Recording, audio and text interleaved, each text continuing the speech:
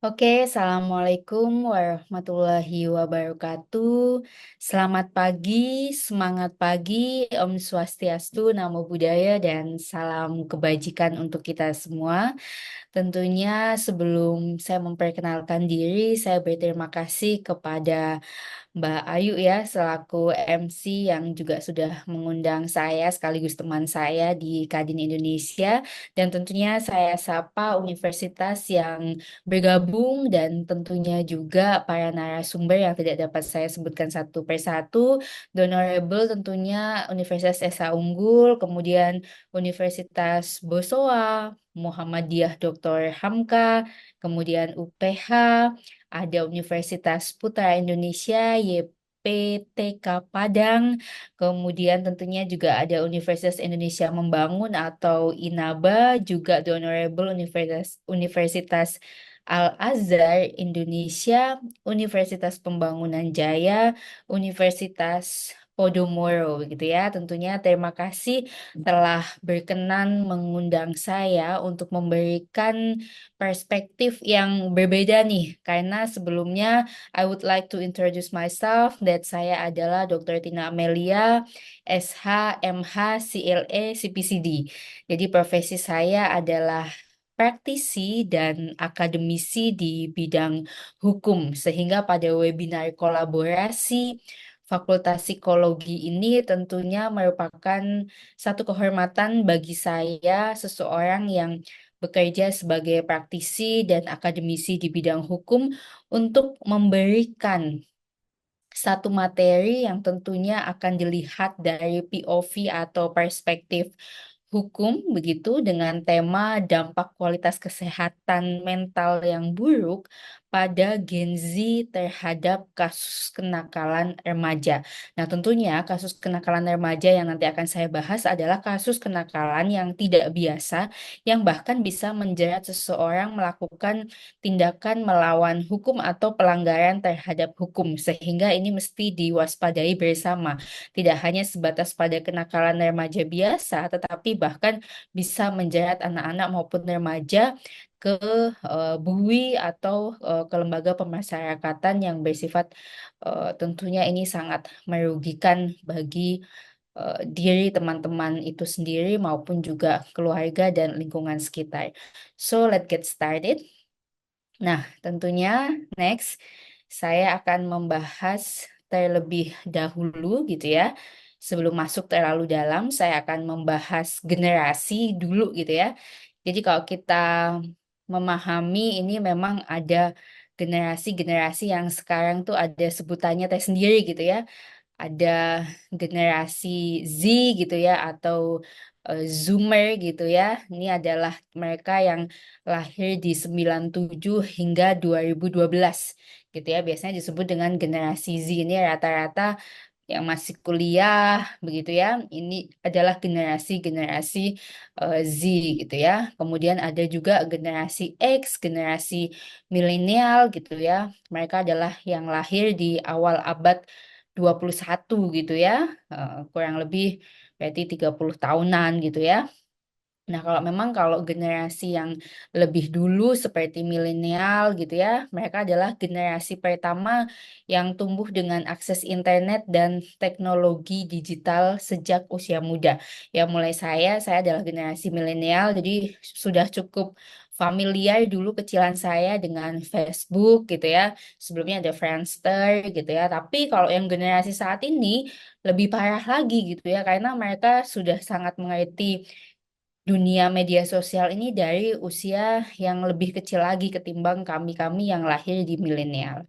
Oke, itu gambarannya. Kemudian kalau kita bicara kesehatan mental, tentu ini berkaitan dengan keadaan emosional gitu ya, atau keadaan psikologis manusia yang kemudian ini berhadapan dengan rasa stres atau pada saat bekerja, pada saat sekolah, pada saat bersosialisasi dengan lingkungannya. Nah, ini berkaitan dengan kesehatan mental gitu ya. Nah, tentu kesehatan mental juga kesehatan yang pastinya sudah disampaikan oleh pembicara sebelumnya bahwa kesehatan mental seseorang itu very depend on the family background. Jadi sangat bergantung juga dari family gitu ya, sehingga bisa dikatakan dari lingkungan terkecil, tetapi memang ada yang juga sifatnya genetik atau memang ada bawaan gitu ya. Tetapi tentunya kalau bicara kesehatan mental, so we have to asking about the balancing gitu ya. Bagaimana kemudian menyeimbangkan supaya kesehatan mental ini tetap sehat dan balance di tengah-tengah kuliah, sekolah, ataupun mungkin tekanan pekerjaan gitu ya. Sehingga tentu cara mengelola emosi dan menjaga hubungan interpersonal ini sangat penting gitu ya, karena tidak semua orang pada saat kemudian berkontak atau ada interaksi antar manusia gitu ya. Misalnya kita punya teman, teman kita tiba-tiba marah meledak-ledak tanpa kita mengetahui. Akan sedikit sekali orang yang bisa memahami bahwa oh mungkin si A sedang tidak baik-baik saja, tetapi akhirnya bisa terjadi konflik gitu ya. Nah, ini yang tentunya sangat dihindari. Kalau kita bicara kesehatan mental, so ini berkaitan dengan kesehatan psikologi seseorang sehingga bisa stabil dalam melakukan aktivitasnya. Oke, next. Nah, tentunya kesehatan mental juga menjadi tema yang sangat seru ya untuk diperbincangkan karena I don't know why and how much people asking to me about the kesehatan mental terutama untuk mahasiswa-mahasiswa saya. Ternyata um, nowadays gitu ya, kesehatan mental menjadi issues and a big issues gitu ya yang dihadapi oleh teman-teman Gen Z atau Zoomer gitu ya. Bukan berarti di zaman saya tidak ada masalah kesehatan mental atau kestabilan mental, tetapi barangkali saat ini dengan mudahnya akses komunikasi, teknologi, anytime, anywhere, semua orang scrolling phone, scrolling laptop, ya bahkan saya sampai punya bercandaan, I asked to all my student that siapa presiden saat ini, they will say ya Jokowi, kemudian presiden baru terpilih adalah Prabowo. Tapi saya selalu sampaikan bahwa presiden kalian adalah media, karena kalian adalah apa yang kalian lihat, apa yang kalian baca, dan apa yang kalian dengar.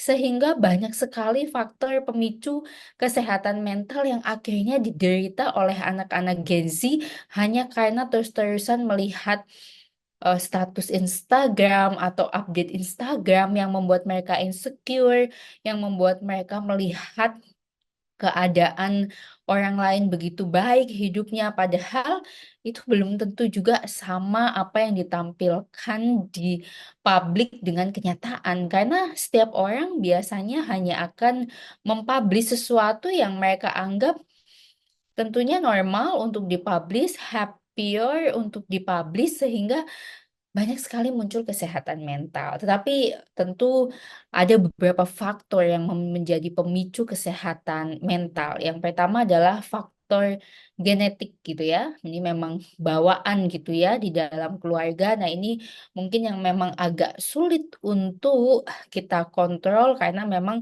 sifatnya predisposisi gitu ya. Seseorang punya gangguan mental ini karena memang secara genetik atau bawaan lahir gitu ya.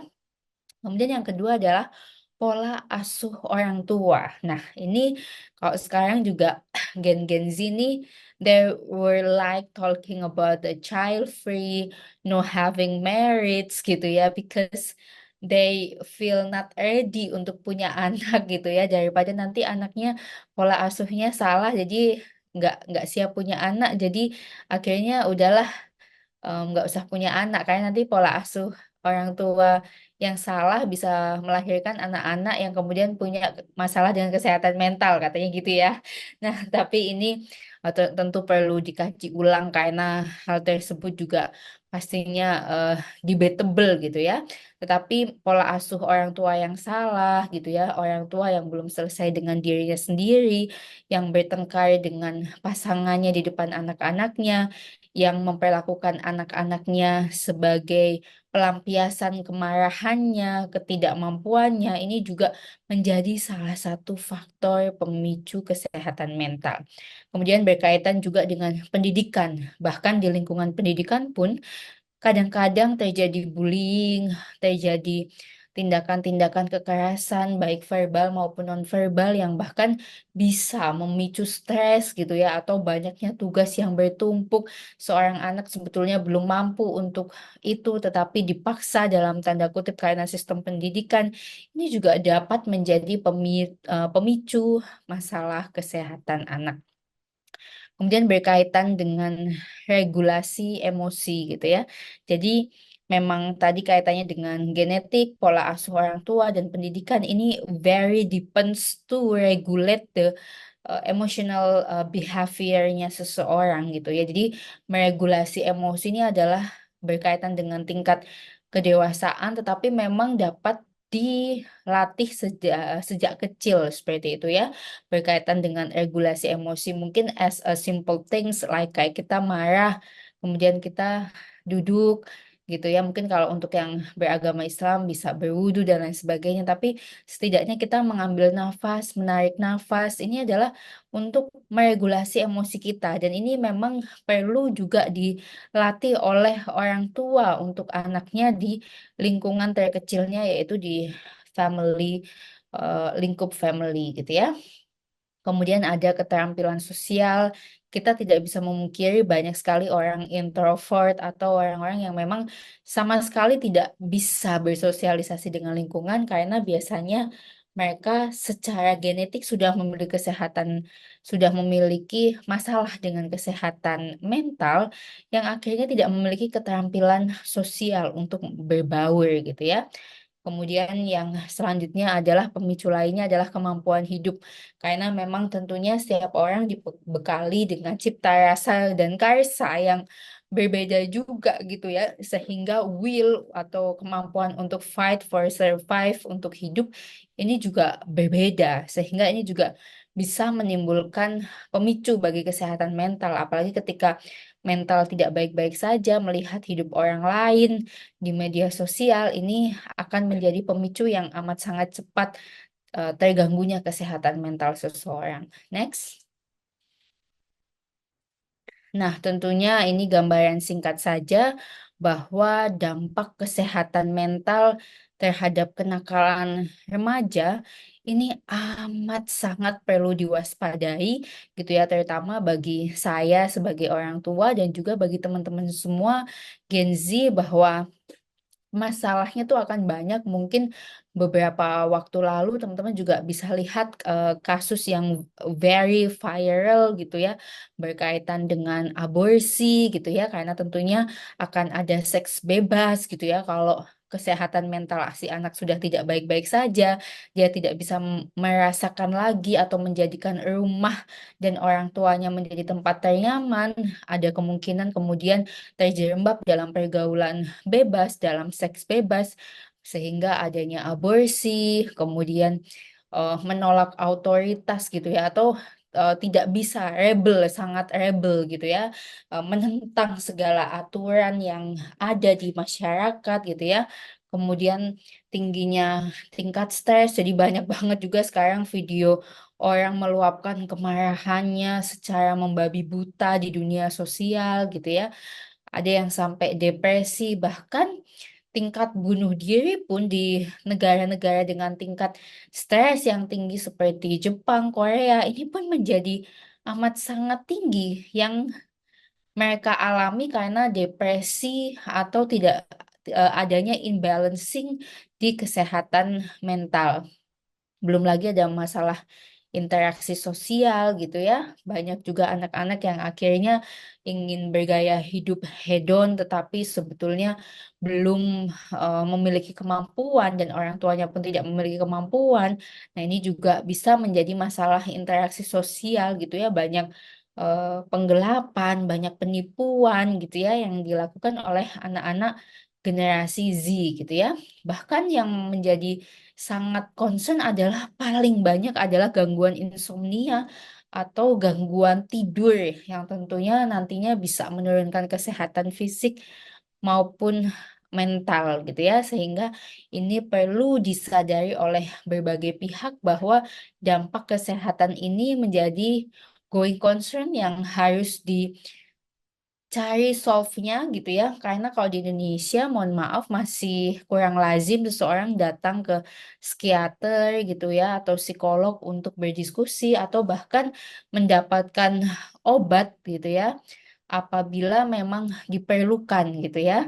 Sehingga suka ada self diagnosis atau mendiagnosa diri sendiri. Nah, ini yang paling berbahaya dan kemudian mengkonsumsi obat-obatan tertentu untuk bisa tidur atau bisa menenangkan diri. Nah, karena impact dari kesehatan mental ya tadi seperti aborsi, seperti depresi kemudian bunuh diri ini kan tentu secara tindakan yang secara norma hukum maupun norma agama dan norma kemasyarakatan ini sangat bertentangan. Oke, next. Nah, ini kita bisa lihat ya, bahkan banyak sekali kasus-kasus aborsi.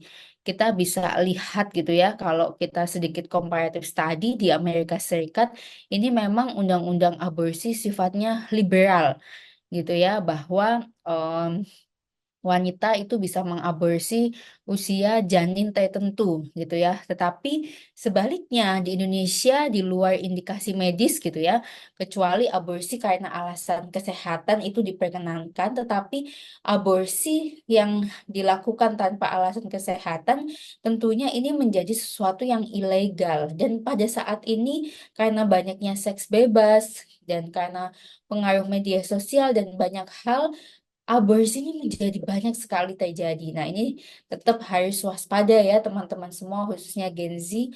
Kemudian narkoba tadi berkaitan dengan keresahan, berkaitan dengan mental illness. Akhirnya anak-anak muda ini dengan gampangnya menjadi pengguna narkoba, pecandu narkoba, bahkan mengedarkan narkoba dan menjadi bandar narkoba pun ini ada gitu ya. Bahkan ada yang profesinya sebagai kurir narkoba. Ini menjadi amat sangat mengenaskan gitu ya. Kemudian belum lagi adanya kasus bunuh diri yang amat sangat banyak karena kesehatan mental tadi saya contohkan di Jepang, bahkan di Indonesia pun sudah cukup lumayan apabila ada bullying, apabila ada hal-hal yang dianggap tidak pas sehingga mudah melakukan tindakan bunuh diri. Ini kan sekali lagi ini adalah hal-hal yang bertentangan dengan norma, baik itu norma hukum maupun norma agama dan norma kemasyarakatan. Jadi benar-benar harus diwaspadai ya. Oke, kemudian next. Nah, untuk solusinya tentunya kesadaran diri itu amat penting ya teman-teman semua, teman-teman mahasiswaku semua, bahwa memang kesadaran diri em, bahwa ada sesuatu yang tidak baik termasuk dengan manajemen waktu gitu ya. Karena biasanya teman-teman ini stres karena banyak tugas atau stres pekerjaan karena tidak melakukan manajemen waktu yang baik gitu ya. Kemudian tentu sampaikan kepada keluarga atau teman terdekat kalau memang ada sesuatu yang gak beres dan harus diselesaikan sehingga dapat dukungan dari keluarga maupun teman. Nah, saat itu nih, jangan menjadi orang yang mageran nih, yang nggak mau olahraga, nggak punya aktivitas fisik, karena tidak menghasilkan endorfin itu bisa menjadi pemicu stres yang luar biasa. Jadi kalau kita nggak olahraga, tentu yang dipikirkan hanyalah makanan. Kalau kita sudah makan, tentunya kita nggak produktif. Nah, karena tidak produktif, akhirnya banyak pekerjaan, banyak tugas yang tertunda yang akhirnya menimbulkan stres. Yang stres itu dibuat oleh diri sendiri karena tidak mampu memanajemen waktu. Kemudian apabila sudah terjadi, maka jangan segan-segan datang ke psikolog atau psikiater untuk mendapatkan bantuan gitu ya. Nah, karena teman-teman juga mesti banyak juga lihat campaigns-campaigns yang berkaitan dengan mental healthy gitu ya. atau bahkan dalam keadaan tertentu apabila perlu rehabilitasi dan intervensi dini, ini juga don't be scared to asking to your family, is it any something that's wrong in my life? Itu sebenarnya nggak masalah, justru malah harus segera diatasi. Kemudian rekomendasi gitu ya. Rekomendasi ini tentu berkaitan dengan banyak instansi, terutama pemerintah, lembaga pendidikan, dan komunitas, agar tentunya bisa mengatasi permasalahan Gen Z yang umumnya disebabkan karena tekanan pendidikan, tekanan pekerjaan gitu ya, sehingga diharapkan ada sistem pendidikan yang menyesuaikan kemampuan setiap anak dan mengoptimalkan tumbuh kembang seorang anak gitu ya. Nah, ini menjadi penting. Kemudian tentunya memperkuat kebijakan dan mendukung layanan kesehatan mental dan program pencegahannya. Sehingga tentunya kesimpulannya bahwa Gen Z, please manage your time, please be aware sama lingkungan, tidak boleh selalu merasa menjadi victim atau menjadi korban, tetapi ketika kamu hidup di keadaan yang tidak baik-baik saja, justru itu adalah kans buat teman-teman untuk bisa improve yourself more gitu ya, dan untuk merubah keadaan. Jangan lemah, jangan lelah, dan jangan kalah dengan keadaan, dan tentunya untuk ikut terus proaktif meningkatkan kesadaran gitu ya, bahwa kesehatan mental itu amat sangat penting. Kamu nggak perlu jadi people pleaser yang nggak bisa bilang enggak sama temenmu atau familymu, tapi kadang-kadang you have to listen yourself untuk tetap menjaga kesehatan mental dan jauhi hal-hal yang bisa mengganggu kesehatan mental yang dampaknya bahkan bisa menjerat kalian di ranah hukum. Oke, mungkin itu saja yang dapat saya sampaikan. Mudah-mudahan apa yang dapat saya sampaikan bisa menjadi manfaat dan ada quotes-nya, kamu berhak bahagia, prioritaskan kesehatan mentalmu dan saksikan bagaimana hidupmu berubah. Jadi, ambil kontrol apa yang bisa kalian kontrol, misalnya kalian tidak bisa mengontrol kehidupan di luar, tapi kalian bisa mengontrol respon kalian. So, let's be smart dan jadilah generasi yang berdaya juang tinggi dan sehat mentalnya. Saya tutup. Wassalamualaikum warahmatullahi wabarakatuh.